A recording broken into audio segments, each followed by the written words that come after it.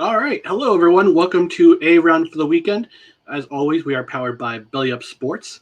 I'm your humble host, Ryan McCarthy. It's been a couple of weeks, but I'm returning. I've dusted off the old microphone, returning to broadcast action with you guys, all one of you who are watching, but that's okay. I don't hold it against you. But again, we're powered by Belly Up Sports. Check out all of our stuff at bellyupsports.com. You can check out articles, podcasts. It's a great website. We just remodeled our website, so we're gonna have a fresh new look on our website. You can check out everything you need to know about whichever sport you care about. Baseball's back in action. You got football, free agency, the draft coming up, hockey, the trade deadlines, and also we got basketball. Basketball action is heating up. So tonight I am drinking Patty's Irish Ale from Roarback Brewing Company in Rochester, New York. I made a black and tan with this a couple weeks ago. You may or may not have seen it live when I poured it out, but it's a good ale. It's a good, nice, light, crisp ale. It's based out of Rochester, New York. On a nice warm day like this goes down pretty easy. So I'm happy to be drinking it while I broadcast with you tonight. But without further ado, I'm going to bring in my guest. My guest is our Red Sox beat writer for Belly Up Sports. He's also the co-host of MLB Daily, which is a new podcast on Belly Up Sports. It covers baseball. So I'm going to bring him in. So I'm going to bring in LJ LaFlura. Oops. There we go. How's it going? LJ, how are you doing tonight, bud? Fantastic. We're ready to have a good time here. Yeah. So tell the folks this is your first time on Around for the Weekend. So tell the folks, just tell the folks a little bit about yourself. Yeah, I come from upstate New York. I've been a lifelong Red Sox fan and got involved with Belly Up. It must have been December now. And I've pretty much been writing very consistently their Red Sox content ever since, doing at least a article a week, looking to start doing 2 or 3 once the summer really starts heating up. And then we actually just recently, very excited to be with Belly Up Sports for our podcast, MLB Daily, which will cover all sorts of game recaps, storylines, just general MLB content throughout the entire season, every day. We're really going to have a lot of fun and creative stuff to do with this, and we're very excited for this venture. I'm just kind of curious because I live in upstate New York as well. Which part of upstate New York do you live? You're originally from? I think we talked about this recently. I'm from Saratoga Springs, New York. So if I'm correct, you're in Spa. I'm literally right down the road from you. Yeah. I'm in Boston Spa. I'm right by the county fairgrounds, dude. Yeah, that's fantastic. Yeah, I usually go over to church over there, actually. Yeah. So. What do you do? I said I usually go over to church over there. Oh, which church? Oh my gosh. St. Mary's. There we go. Okay. Yep. Right down. Oh my gosh, that was a bad blank. It's been a while since I've been home. Get yourself to church. All right. In the meantime, we're going to talk about some hot topics tonight. Not so hot topics, but do some topical things. And we're going to talk about, first of all, Major League Baseball All-Star Game relocation. Now, this is from topic from last week, but there's some mixed reaction to the move. LJ, since you're a big baseball guy, I kind of want you to give us your opinion about this move. Was it a little bit rushed? Was it a good decision? Was it a bad decision? What's your take on this? This might have been the dumbest thing I have seen in a very long time, moving the All-Star Game from Atlanta, because you basically have a 20% of the population pushing around the other 80%, strong-arming a commissioner of a multi-billion-dollar industry into doing their bidding. And it's like there is not only is there no real support past a very vocal minority for everything that's going on when you actually look into it, but it made no sense for them to uproot everything they had there, uproot millions of dollars that come in. Over $100 million. Over $100 million, yeah. From Atlanta, which urban Atlanta is close to 50% African American, right? Yeah, I've visited Atlanta a couple times. One of my very best friends lives down in Atlanta, so I can confirm it's a very urban population. But the stadium itself, SunTrust Stadium, is in Cobb County, which is in the county north of Fulton County. Yes. So you can take the MARTA up to, I think the last train exit is Sandy Springs, and then you gotta take basically a bus or a Uber up to SunTrust Stadium. So yeah, I mean, it's just funny that they're moving it from a city that has, I think, 25%, like you mentioned, 25% minority population, to a city that has like literally 4% minority in the entire state. Yes, I believe, but yeah, it's so weird. There's something around 25,000 in the greater Atlanta community, 25,000 Black-owned businesses. Of course, that's where a lot of the people had their issues with the new voting registration that basically says you have to have literally just any form of ID that is state registered. And they're like, this is oppressive. Which literally they're like, okay, if you don't have a license, that's okay. Just use your social security number. It isn't rocket science to figure that out if you don't know what it is. And right. I think one of the things that was also included was a utility bill. Yes. It's literally anything that the state is saying, this is your name and this was sent to you. So it's not that hard to figure these things out. And then you look at some of the things around it. There's the peripheral things, like I believe it was New Jersey just put together a new bill that allows early voting for up to 9 days. This Georgia bill allows for like 14 days and extra hours in there closer to the time. And so it's just because of this ID thing that they have decided, all right, this is bad, Atlanta's evil, and heaven forbid that you have to have more security or even security to go to a baseball game and pick up your tickets at will call as you do to go vote in the United States. Yeah, and you also need an ID to buy a beer in the stadium too. Exactly. Like, that's the funny thing about it.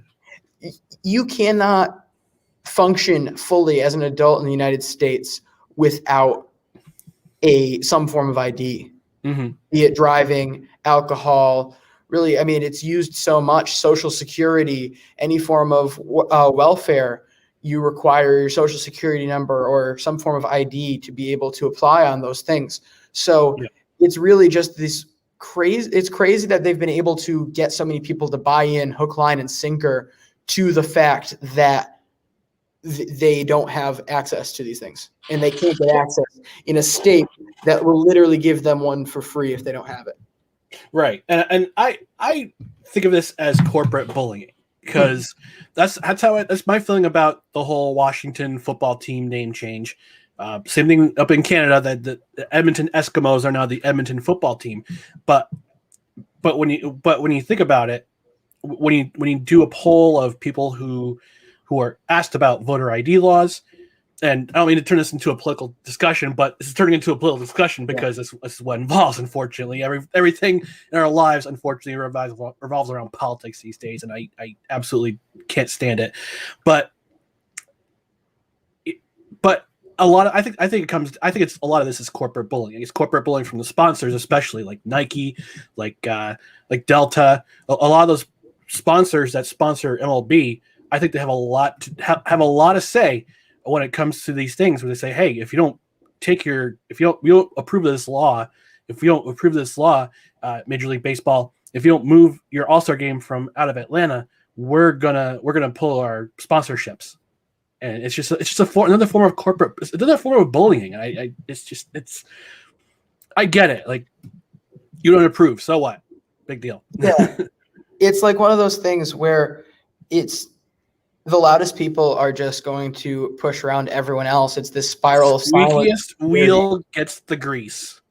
And if you're the commissioner of baseball, who's already been on such thin ice over the years, whoever is in from the pesky report brings up a good point. It is the players too. The players have had a lot to do with this. They've been a part of this vocal group. But again, I'm sure there is very many players out there who are opposed to, or I'm sorry, not opposed, in favor of these changes that Georgia has made, as there are the other ones. It's just the players that are fine with these things, the players that are fine with these things aren't going to go out and vocally say this. There's no players alliance for this type of group. And do I really want to see Mookie play? I mean, let's be real here. Yeah, as a Red Sox fan, I'm sure you would.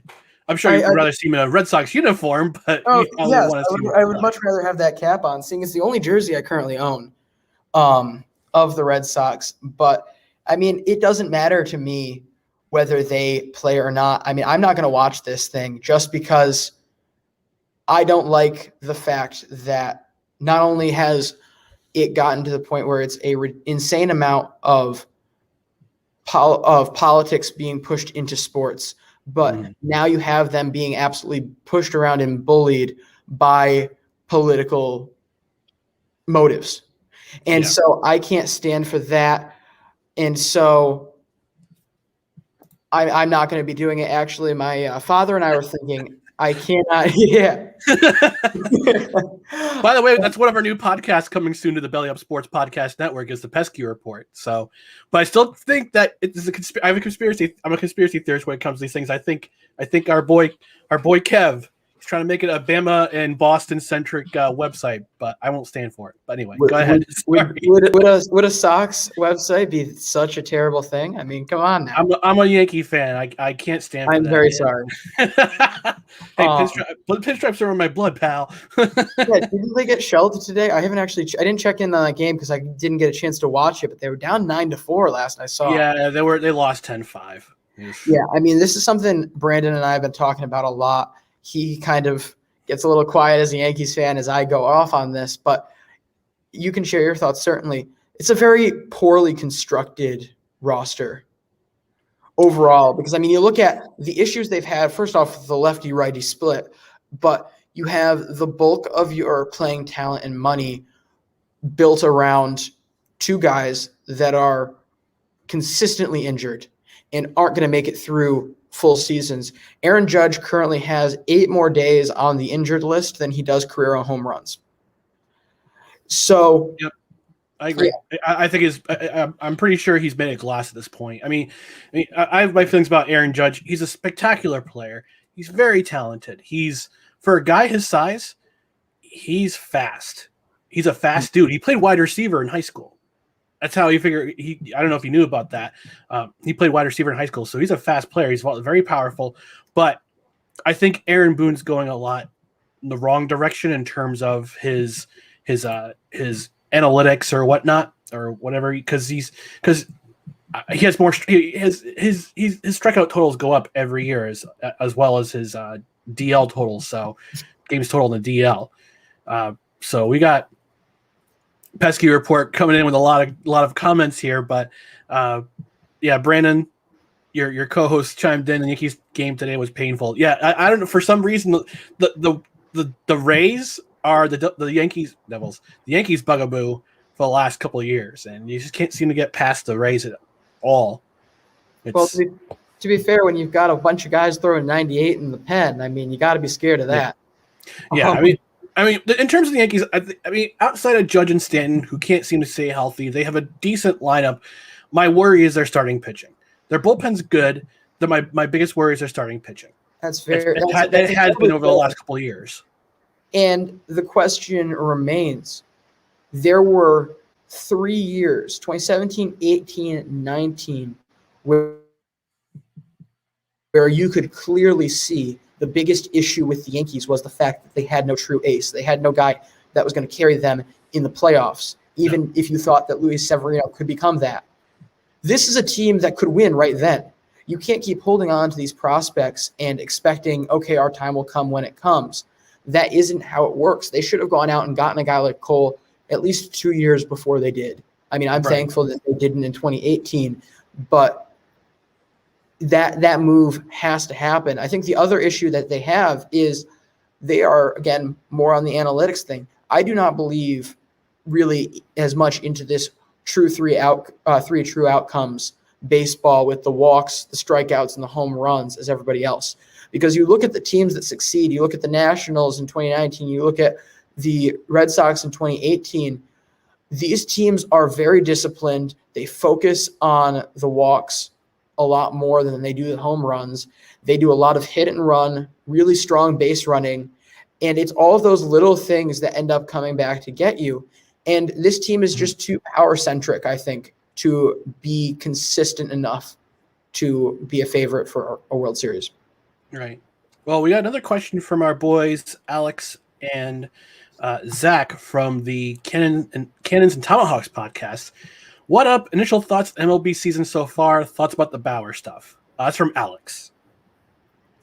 You want me to take this first? I mean, this is something we'll be talking about tomorrow morning with the Bauer stuff. I am incredibly entertained by all of this. You're familiar with this situation, I assume, Ryan? A little bit. I heard something about Trevor Bauer's balls being investigated by Major League Baseball. It's funny. Zach, I think it was Zach who made who's part of the podcast. He made a remark last night. Let me just see here. He sent a tweet about Trevor Bauer's baseballs, and I wrote back, I saw suspicious balls open for Limp Bizkit at Lollapalooza back in '99. So just to be a wise Alec, because I like doing that. He says, I have no idea what to say to that. Something's going on with Trevor Bauer. It's because of Trevor Bauer. Yeah, I mean, this might be a wild theory. I have no true backing from anything in the league, of course, about this, but I feel very vehemently that this new policing of doctored baseballs is entirely because of Trevor Bauer. Him and the league have been fighting for about 2 years now over anything that they can, anything that Bauer doesn't like, which most of the time he's correct. Their video stuff, which is what the majority of their issue was about, is absolutely ridiculous that nobody can get access to stuff, even their own players. I don't think they understand how big a following Trevor Bauer could get if he had full access to all of his stuff and could really break down all of that on YouTube. That would help the game incredibly. And yet they just want to hold on to the way they want to do it so much that part of me feels that this was probably a way to get back at them from the system right from the get-go when they put this together. You would make a great combination. Will be Trevor Bauer and Barstool Sports. They do something because Trevor Bauer, as we know, he's quite the character, and Barstool Sports, their characters as well. So that combination right there, with him explaining about his pitching style, the whole, what you mentioned about baseballs, that would set the world on fire. That would definitely set the world on fire in terms of baseball, and I don't know. I mean, people have their opinions about Barstool. People have their opinions about Trevor Bauer. The combination of forces there, he and Portnoy. Oh, that would be. Well, I mean, I'm not sure how much Nine you've listened to in the past, but when things were really getting to a head between Bauer and baseball the past couple of years, he's gotten significant time on Starting Nine, and him and Jared Carrabis can really get after people because, I mean, Carrabis can rub people the wrong way as much as he wants and can. Well, the Yankees live in his head, without rent, so, I can see that. At least it's quality content. I mean, I feel like Hubs is like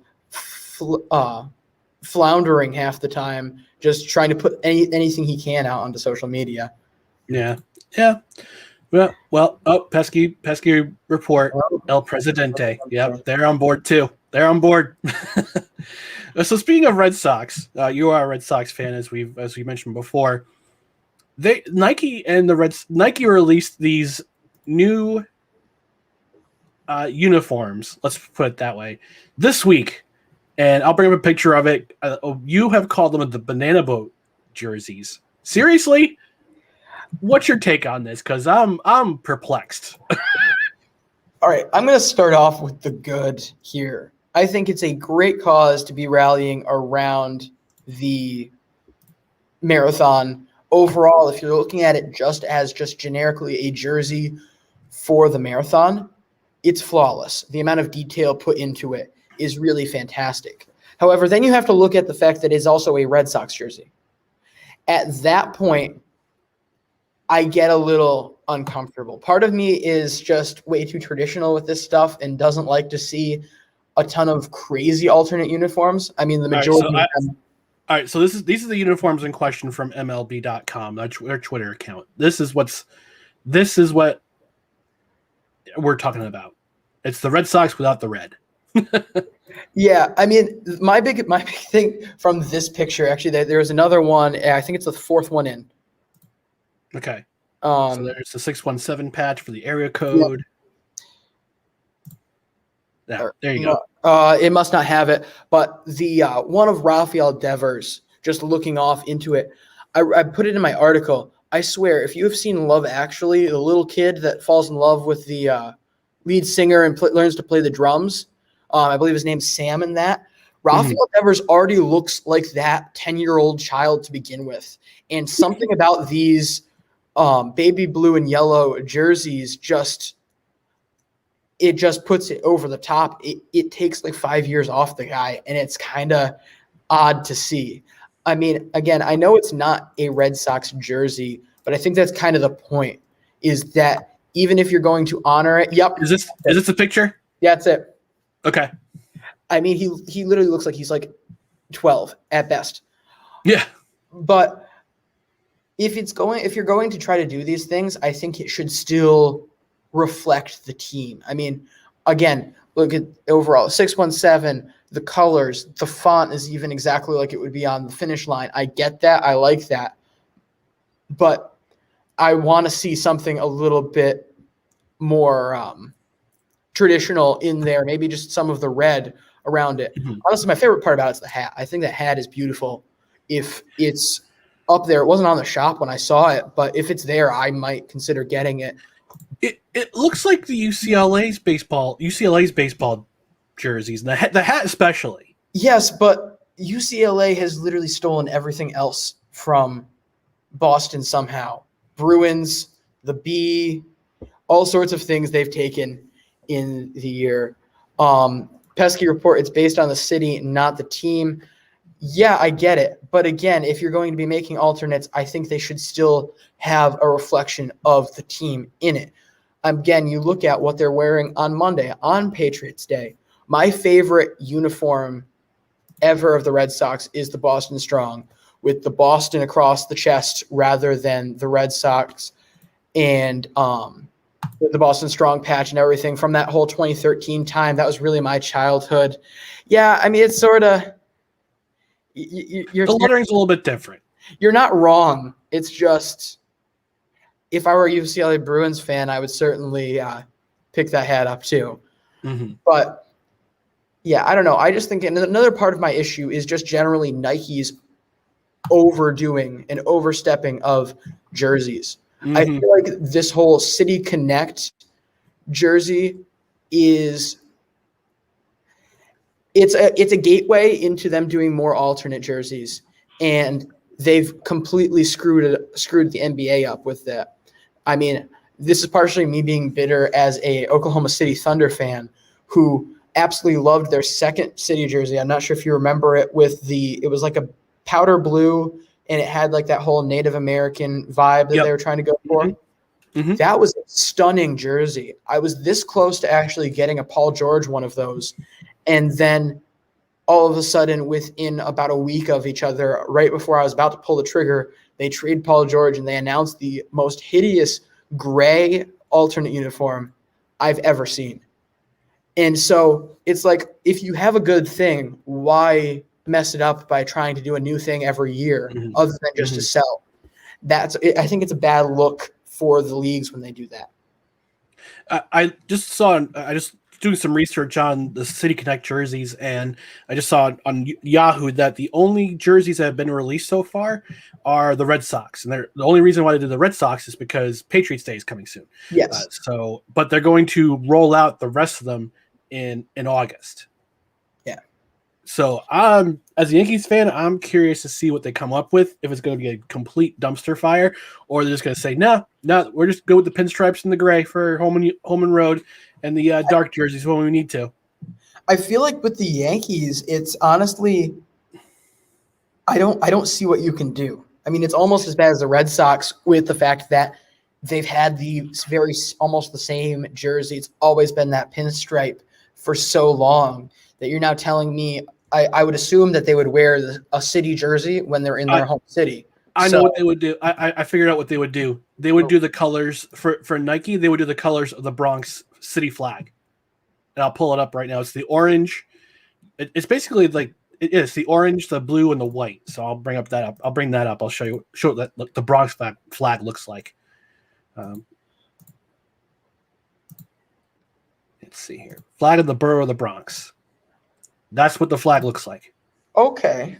So it looks like the Netherlands flag, but it's got the coat of arms here with the eagle and the sun. Now, so there might be something with that. Now they're rolling these out in August? August, yep. You see, and I wrote this in my article, and I'm blanking on it. Did the Mets get one as well? Everybody's getting one. This year, though. They're rolling out the rest of the MLB series in August. Oh, okay. So all 30 teams are getting one.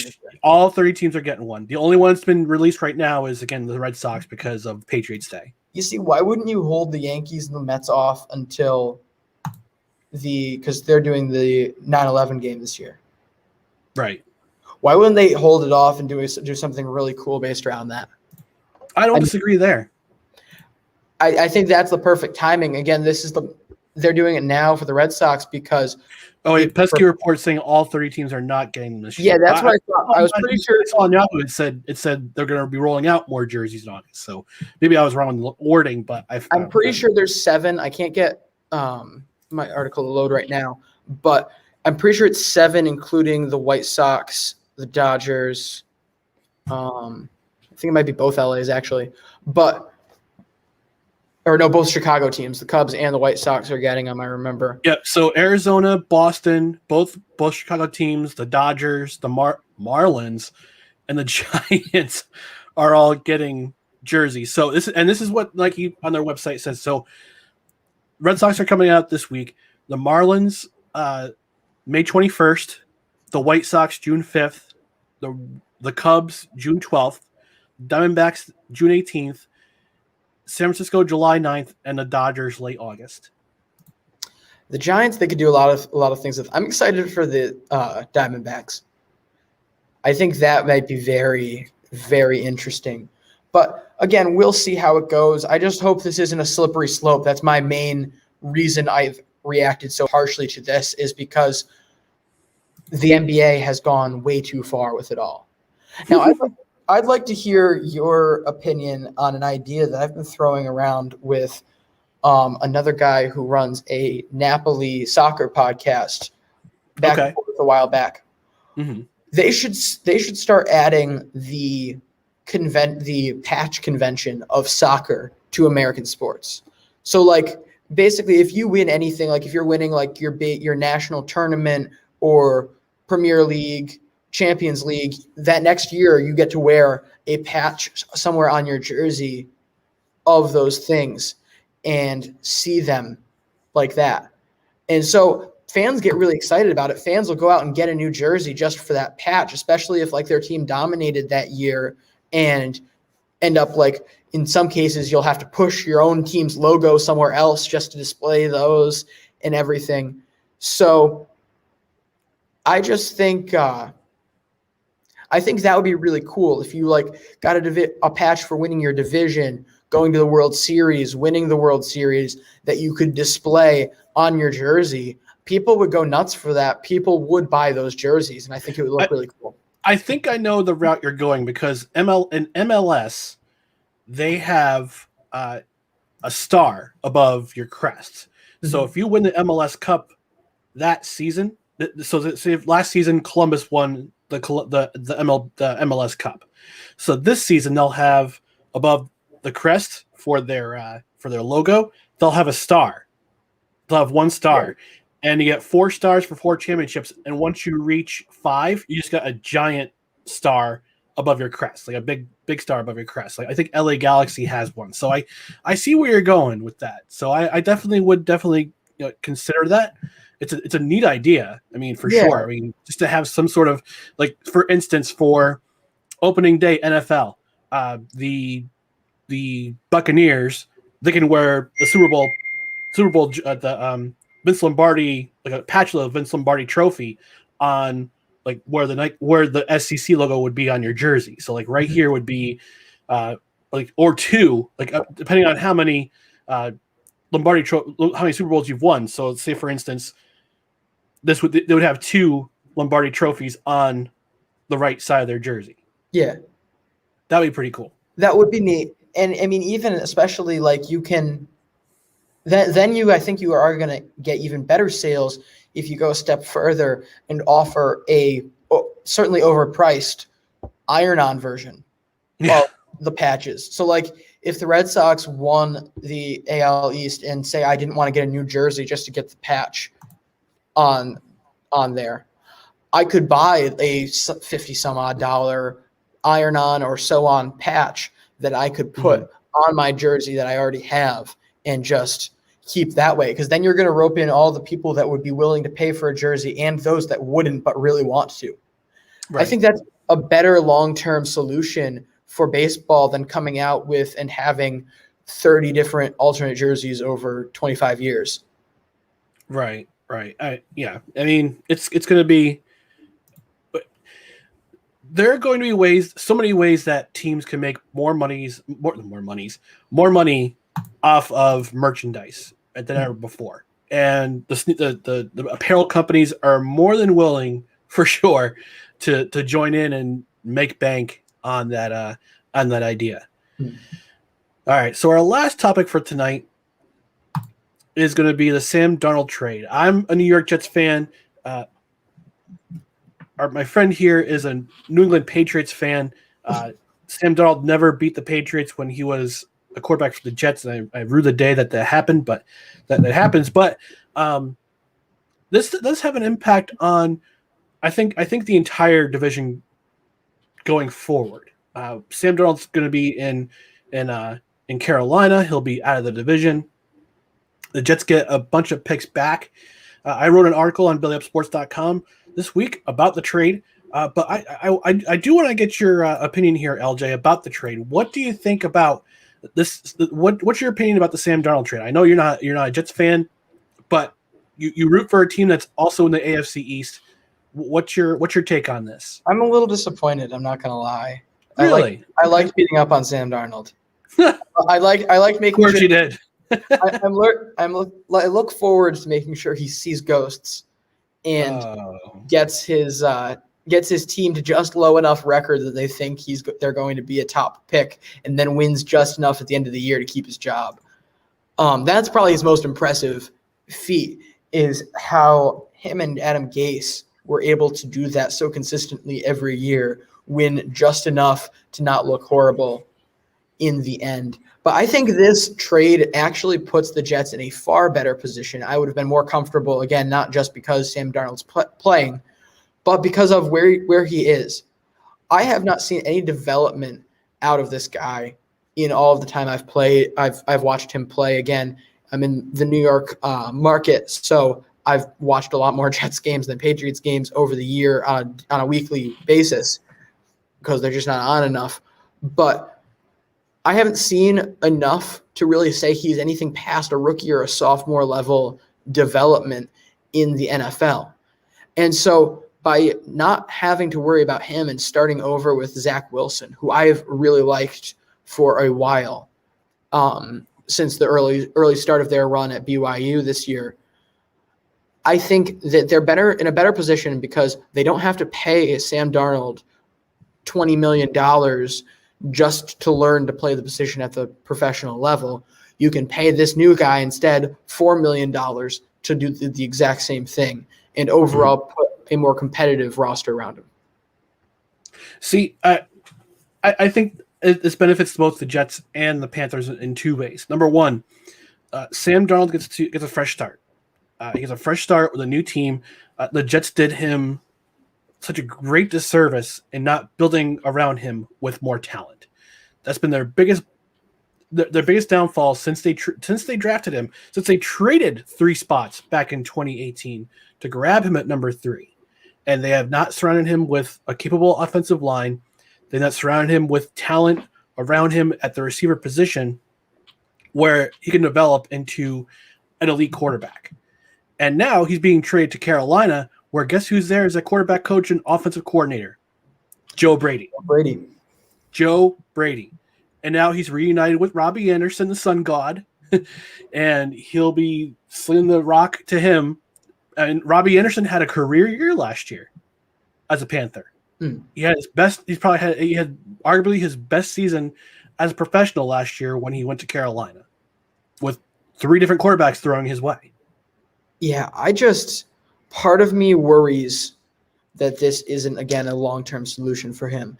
Joe Brady can make anything better. I think he is certainly one of my favorite offensive coordinators in the entire league already, even with the amount of how little we were able to see out of them in terms of production because of the lack of talent. Mm-hmm. But this seems to me like one of those moves, if you're Carolina, that you didn't really want to pay as much as you wanted to, as you should, to have gotten your quarterback, and now you're kind of out of luck. Because if they were as serious as they seemed to be and their owner was all like, we need to get our quarterback for the future, they could have traded up as far as 3 to get their guy. They still could have traded to 4 and gotten guy out of North Dakota State. I'm blanking on the name. Trey Lance, thank you. They could have gotten Trey Lance there, especially seeing the odds markets looking incredibly like Mac Jones at 3. So they could have traded up if they wanted to. They instead go with the less expensive option, which just screams to me, if this guy doesn't pan out in 2 years, we can go get somebody else. I mean, this just puts them out of that market next year where there's a barren wasteland for pro potential quarterbacks. I mean, there's really not going to be no first rounders next year. So you're going to give him really 2 years, and if he's not producing, you're going to probably cut ties. So it's just a very weird situation for them to be in with how interested they were in literally everyone this year. Well, I believe they've already exercised the option on Darnold because Darnold's currently in the last year of his rookie contract, his entry-level deal. They'll pay base salary. His option is, I think, 25 or 35 mil, if I'm not mistaken. And Teddy Bridgewater's already on he still has 2 years left on his contract. So he's going to be a very expensive backup if he loses the job in training camp. But you know what? You're better off making the move, because I think the worst thing you can have is average in any league. You can't. You either want to be so bad that you know you have to improve in areas, or you want to be so good that you know this is going to make up for a lot of things, and this is going to put you over the top. I saw a graph the other day that showed Teddy Bridgewater was the most average quarterback in a number of ways last year. Of course, I don't think he threw 20 touchdowns last year, but like when he was like doing unscripted scrambling, like moving outside the pocket, outside of bootlegs and stuff, he was the most average efficiency quarterback in the league, with like Patrick Mahomes and Josh Allen, of course, way to the top and stuff. Sam Darnold was quite far down and still playing within the system quite a bit, but he didn't really excel in anything, is the point I'm trying to make here. So you're better off bringing somebody in who is going to either show you a lot of strengths or a lot of weaknesses, and you know where you're going to go from there. Yeah, so Bridgewater stats from last season. He played 15 games, 3,733 yards, 15 touchdowns, 11 interceptions, sacked 31 times. And PJ Walker played in 4 games. PJ Walker, XFL, let's go. He passed for 1 touchdown, threw 5 interceptions, was sacked 4 times. But he won a game against, I believe, Washington, if I'm not mistaken. So right now, and I'm looking at spottrack.com, right now, Sam Darnold is only going to make $4.7 million next season. He's got a $920,000 base salary and a $3.8 million roster bonus. But the Panthers have the option of picking up his fifth-year option, which will actually take him to $18.8 million. And if you're at that time, if you're paying two quarterbacks both $20 million and $18 million respectively, one of those two's got to go. I think it will be Bridgewater because, again, I think you want to see 2 years out of him if you're going to have the opportunity to with Darnold. But as I just bashed him for being average, from a backup standpoint or a replacement standpoint, average is an incredibly good thing. You could see a situation such as happened in Dallas last year with Dak Prescott having that horrible leg injury. You could see that with another team and a competitor, no less, and them say, okay, we really need another quarterback. What we have isn't going to work. Teddy Bridgewater sitting right there will probably be a little lower priced than he should be. Let's go get him now. Maybe he can keep us at least in playoff contention. So I think there's certainly a lot more room to trade Bridgewater mid-season than there is in the offseason. Now, I'm looking at the roster for Carolina. No, so the three things Carolina has that the Jets don't have. Christian McCaffrey in the backfield. That's going to take a bunch of pressure off Sam Darnold if he wins the starting job. It's going to take a bunch of pressure off him. And you've got 2,000-yard receivers in DJ Moore and Robbie Anderson. DJ Moore had 1,193 yards last year. Robbie Anderson just a scotch over 1,000 yards with 1,096.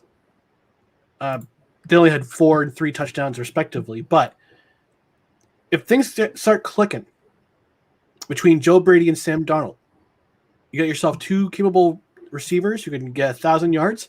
You got Christian McCaffrey in the backfield who can both not only run the ball, take some pressure off you, and catch the ball in the backfield. Get yourself a capable tight end and an offensive line they can build around. Carolina could be a dangerous team next season. They were a dangerous team last season. Like they were in games they clearly shouldn't have been because of good coaching. Yes. And because they started that defense now that they can then kind of build and not have to worry about as they shore up things on like the offensive line and such. I think, first off, the disrespect you are doing to Frank Gore. He can put up the same numbers as Christian McCaffrey. It may take him 4,000 more attempts to do it, but he'll get there. He'll get there. But yeah, I mean, this was a truly loaded offensive team that had so much potential, and I really like David Moore. They just didn't have the right quarterback. No, they didn't. They didn't have somebody that was willing to take the risks that the talent on that roster gave them. And we're talking about how good they could have been, and we barely saw Christian McCaffrey last year. Correct me if I'm wrong, he played 4 games? He played in 3 games. 3 games. So because he had that busted ankle at the beginning of the year. Yeah, so we could see a completely different, so much better team if you're not having I'm blanking on who his backup was, who played well at first. Mike Davis played great at first and then completely fell off a cliff, and they were still able to produce with Teddy Bridgewater really having to be the focal point of the offense, delivering to receivers as he just wasn't – they weren't getting the same production from the running game late in the season. So overall, I can't see a way that this team isn't significantly better, but they're in a loaded division too. So this is really more a test to see what works, as I think Atlanta is poised to take a big step up. Tampa's still going to be there.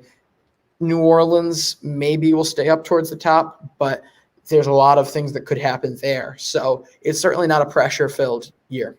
No, and I think they got that quarterback who is willing to take risks, but I think with the added advantage of having a preseason this year, because you're all going to have 3 preseason games this year to figure stuff out. We didn't have a preseason last year because pandemic, because Corona season. So you're going to have off season. I'm suspecting that the NFL is going to have OTRs this year. They didn't have OTRs last year. They're OTRs? Oh, I said there's no reason not to.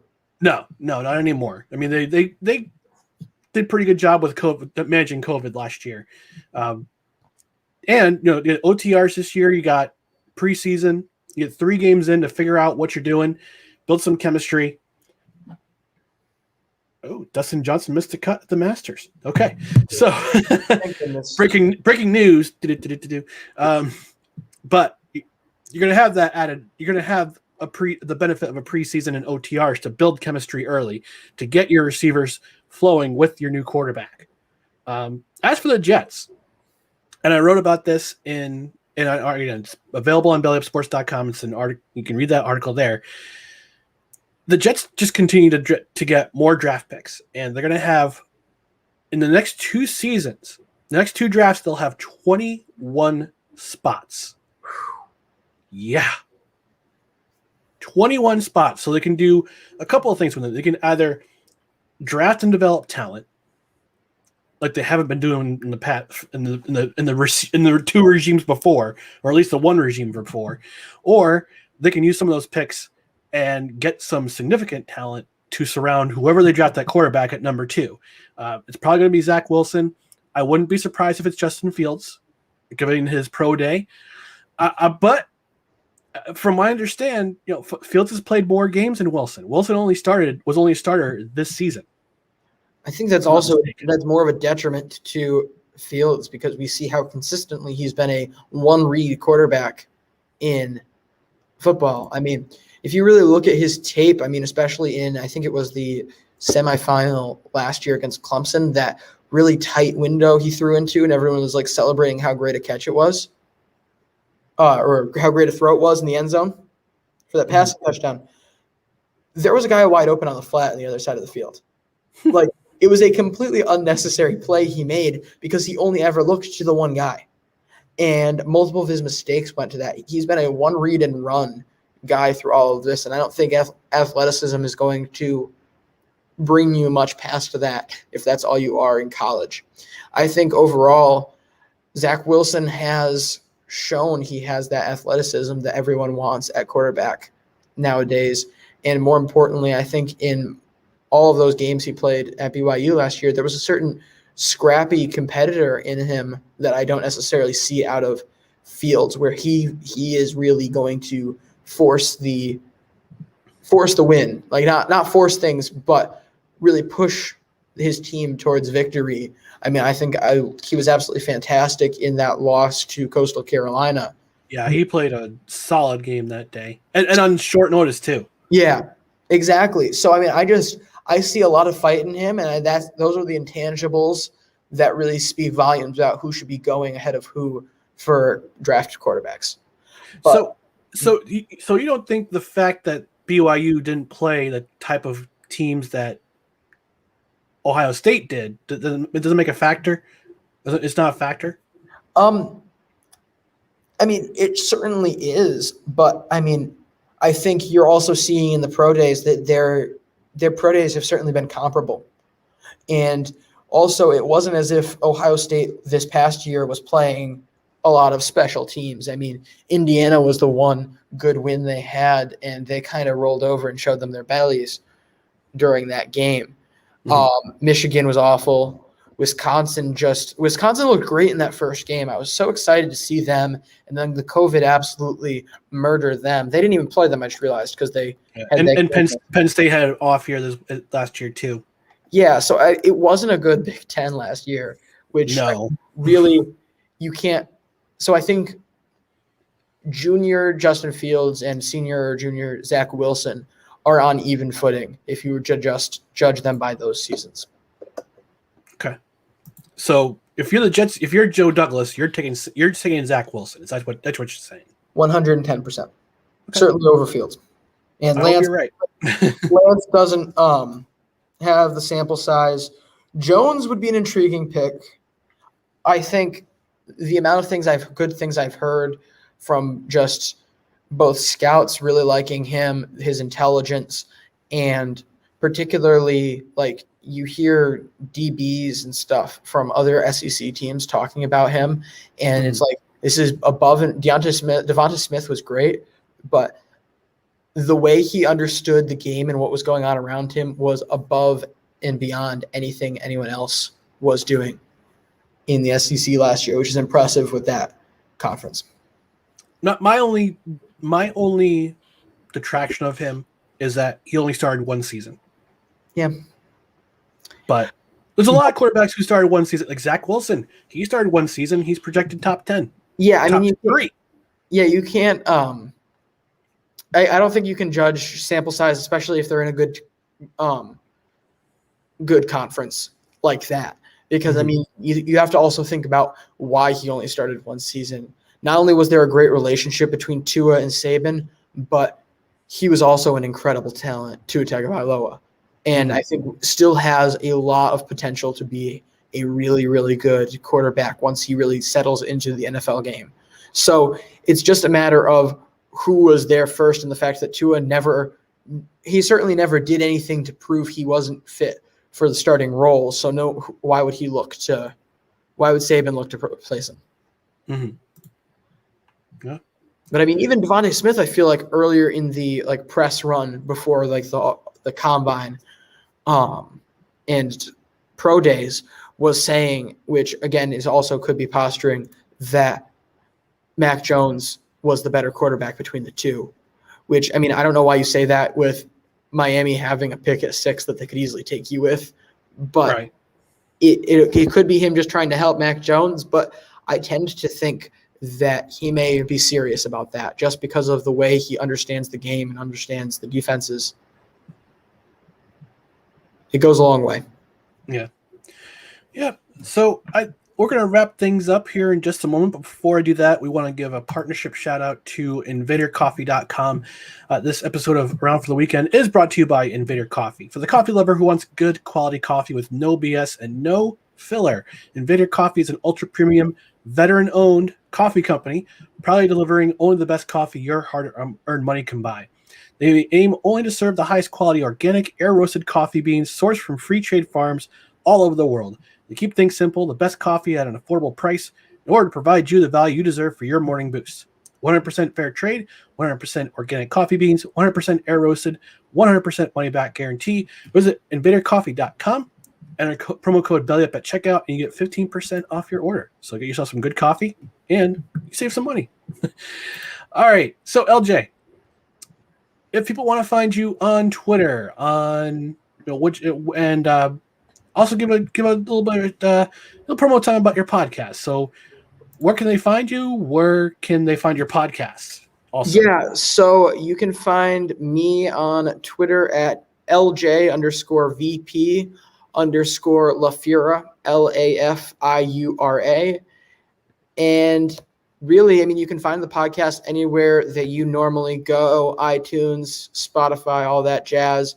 On Twitter, we are MLB Daily Pod, and we're going to be putting out so much content. I struggle to find anyone that's going to put out as much content on baseball as us. We're doing about 30 to 40 minutes every single day, covering every single team, having a lot of fun with it, covering a lot of stories that might fall by the wayside because we have so much time. I mean, other general MLB podcasts can't get to as many little stories here and there throughout the week because they have to generally keep to an hour once a week, twice a week. Some things are going to slip through. So you're going to get a really well-rounded look from us, and we're really excited for this. We're hoping to do a little more interactive content as the summer moves on, and we hope you all be a part of that. All right.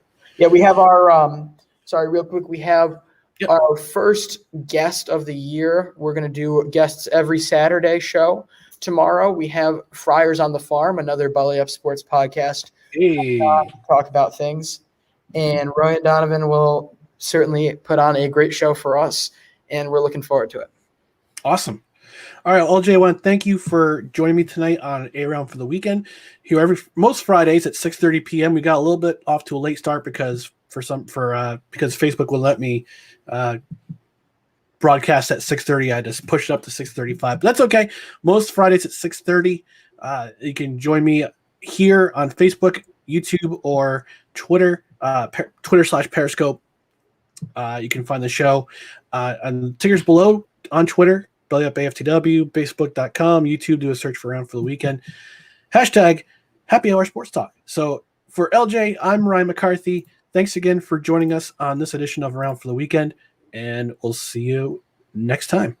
Bye, y'all.